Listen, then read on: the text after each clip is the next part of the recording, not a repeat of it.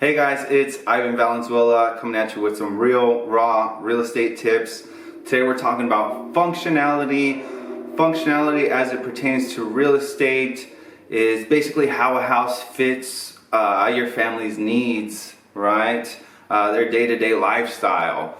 So let's go over some of the most important things to look for. Number one, I would say, is floor plan. I always ask my clients, do you spend a lot of time in the common areas? Do you spend more time in the bedrooms, right? Do you like your privacy? If you spend a lot of time in the common areas, you might want a more open floor plan, right? But keep in mind, some people still do like their privacy, right? I have clients that walk into a house, they say, hey, I don't want my friends to come in here and the first thing they see is maybe the dirty dishes in the sink, right? I want my kitchen to be secluded all by itself. I want the living room separated. It still exists, believe it or not. So open floor plan, a little more old school floor plan, definitely a big factor that should go into your decision making. Next is room size and location, right? Some people have bigger furniture than others. Some people need a cow king. If the significant other likes to starfish out on the bed, might create an uncomfortable situation for the other significant other, right? In which case they need a cow king. Need a larger room. Closet space is huge, right? What if you both have a lot of clothes and shoes? What if just one of you has an insane amount of clothes and shoes, right? I've seen houses where the significant other has to use the closet in the guest room, right? A little ridiculous, but you got to make it work, right? Especially once you've already closed on the house. Next important thing is the room location. Some people might have toddlers, little ones. What if you hear screaming from the other bedroom, crying? You want to run over there and assess and address the situation as quickly as possible. On the other hand, you might have some super noisy teens, right? What if you have a gamer child that loves screaming at their computer, right? Or someone that likes blasting music. You want to send them all the way down the hall to the other side of the house if possible. Right, so super important, room size, location.